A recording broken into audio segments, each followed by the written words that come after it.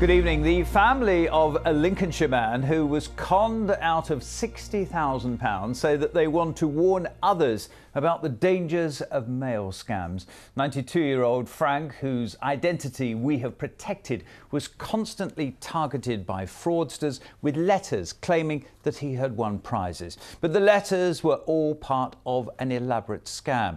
Now, one national charity is calling for more action to protect vulnerable people from this type of crime.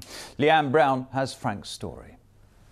Make a claim for the £20,500 prize. From cash prizes to luxury cars, all these letters say that Frank has won a prize. But in order to claim it, he has to send an admin fee or order something from a catalogue. The correspondence would say, you have definitely won a prize. There's no doubt about it. It's guaranteed. So that's why I continued with it. Frank was drawn in by the scammers and conned out of tens of thousands of pounds. You had to give your credit card number. Then they'd start to send you things that you hadn't ordered. There'd be 7 or 8 parcels delivered every day, 6 or 7 letters, and they were all the same format, emblazoned on the envelopes. You know, this could be it, your prize draw, one more order and you'll win. I hate them. And it really hurts me to think that my dad, who's an intelligent man, was drawn in by these people. He now has a special box for his scam mail and is working with trading standards. The amount of people who are actually victims, it's colossal. This is just about 3 weeks' worth, so we've probably got about over 40 letters here. This recent hoard shows the scale of the problem. Victims in Lincolnshire have been conned out of more than £2 million over the last 2 years, and police say education is the best way to stop it. We can go and arrest people, but then you arrest 6 more in the place. When you've been and met a repeat victim, it can break your heart. We can't sit back and just wait for enforcement to happen. We've got to go out there and prevent it. This is what mail used to look like. What's happened was that since Royal Mail changed their tactics in what they would allow into the country, and they started sending it into plain envelopes. Fraudsters are constantly changing tactics, so health and social care staff are now being trained to help. We train them what to look out for, how to spot scams, how fraud works, how there's a selling on of details of people. We have actually unearthed an awful lot of information, and we had one gentleman that had actually been targeted for over 10 years.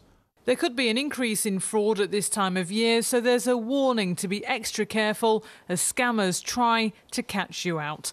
Leanne Brown, BBC Look North, Lincolnshire. We'll be asking for your experiences on this one in just a moment. But the national charity Think Jessica was set up to protect older people from just this type of scam. It's been working with police forces to raise awareness of the crime. This afternoon, I spoke to the charity's founder, Marilyn Baldwin, and asked her why it's so easy for the scammers to target vulnerable or older people. Well, mailing lists are readily available to buy online, and these mailing lists categorise people as being elderly, so it's easy for these details to be picked up.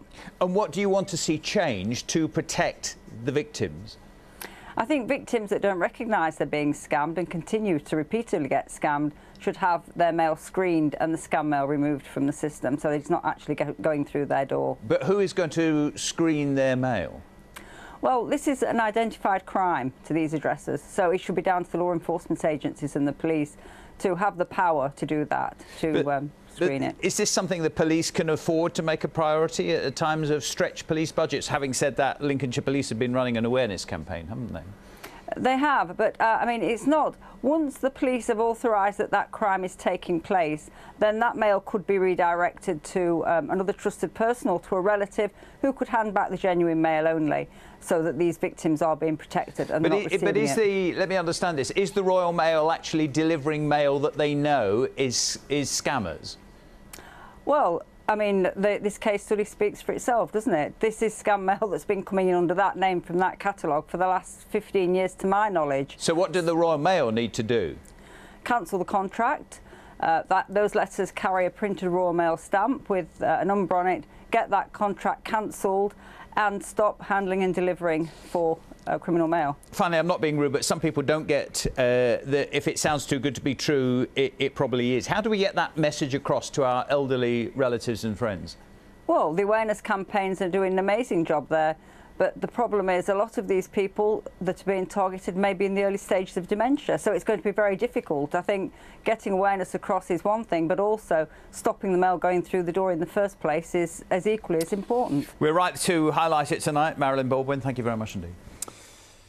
Well, I'll be keen for your views on this one. What do you think needs to be done to crack down on the mail scammers? Should mail be stopped before it even reaches the recipient when it's obvious it is a scam? What's your experience of this? If you've received scam mail or a member of your family has, have you had any experience? What can be done? Your stories, of course, if you want to email in, we'll have some before we finish at 7 o'clock. The email address, looknorth, all one word, at bbc.co.uk. As always, looknorth at bbc.co.uk. Text number is 81333. 81333. Start the text with the word Look North, or of course follow me on Twitter